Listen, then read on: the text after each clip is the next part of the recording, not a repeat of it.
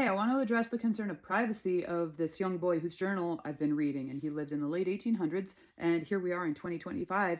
I'm reading week by week what has gone on in this 12, 13-year-old boy's journal. It's worth mentioning that journals and diaries were not always assumed to be private. It's not something that you put your innermost personal, intimate thoughts into. It was more of a recollection of day-to-day things that happened. And actually, a lot of people tended to use their journal as kind of like a ledger with the good Lord or the community of the things that they did. So they wrote down all of the things that they did that day, whether they were like worth their time or not. And as we've seen so far in Leon's diary, people who passed away. And I am, if you go back in my videos, corresponding the dates in this diary, actually back in 1892, with obituaries, online records of when people have passed that got transcribed from the papers back in the day. I feel like that's been one of the most fun things for me, is to be able to read this, and then when I'm editing the video before I post it, I'm going online, I'm like, oh, look at that. Yeah, this does line up with what was written in the papers, and I can't help but wonder if there's some stuff in here that never made it to the paper that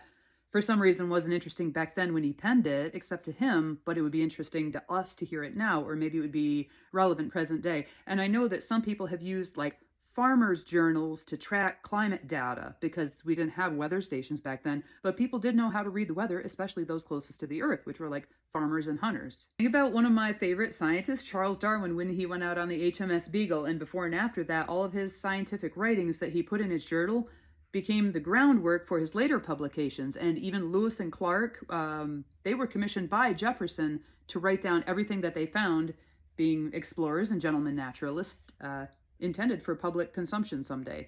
There's even a famous diary by Samuel Pepys. He was a member of British Parliament back in the 1600s, and he just wrote down what happened, and he was meticulous about it, and he did it in shorthand, and he did it like immediately. He didn't wait till the end of the week and try to recollect everything that happened. He documented coronations and the Great Fire of London, and it is to this day one of the best references we have for what it was really like back in the 1600s. It wasn't published till 200 years later.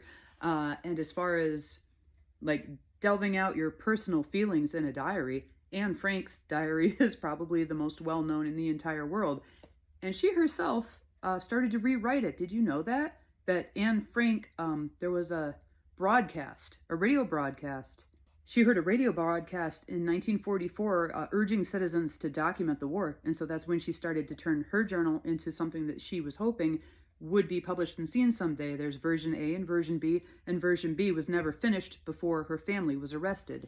That version was called The Secret Annex. So as I had said in the comment that I typed responding to this comment I'm video responding to, I'm not going to read anything that I find particularly egregious in here, probably, unless it's really historically relevant. I really don't expect that this boy expected to have his diary read aloud to the internet, basically a world audience in 2025, but I also don't think it would have been out of the realm of consideration of him either, because he was already aware that people were using writings from before his time for his current time, and he probably just I am assuming that he realizes that once you put pen to paper, that's a much different way of thinking about the world than just oral storytelling. This boy didn't have television, didn't have the internet, probably didn't have a whole lot of printed papers back then.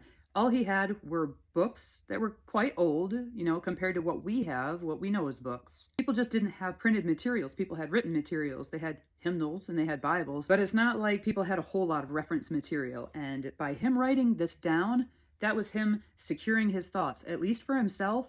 But I feel like if I were in his time putting all of my thoughts on paper, it would not have been expected to just be left alone and thrown in a corner, like it was, gratefully. But this was really something special. I mean, I know it's special now. Most people here know this is something special, but really, put yourself in the shoes of a preteen boy back in the late 1800s.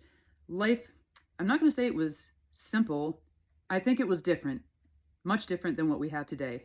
I think he didn't have the complexities that we have socially and technologically, but he was still the main character in his life. He had friends, he had hobbies, he had family, he had community, and a lot of it's written down in here.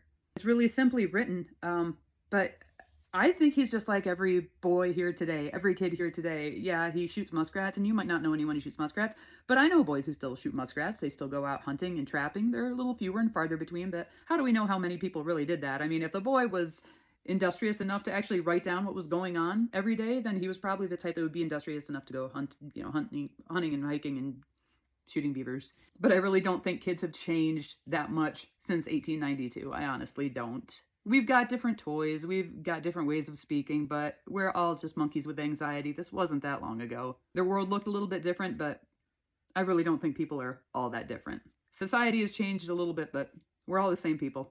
Probably had your lazy kids throwing rocks at horses instead of playing Roblox or whatever.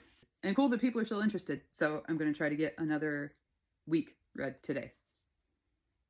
If you or someone you know keeps a journal in hopes that somebody will someday read it and publish it, why don't you leave it in the comments? I would like to know how common that is now. Do you let me know. Do you have a secret journal diary, or do you have a journal/diary that you wouldn't mind if it gets published someday and people actually read your words and your thoughts? I don't keep one. I was never that secure.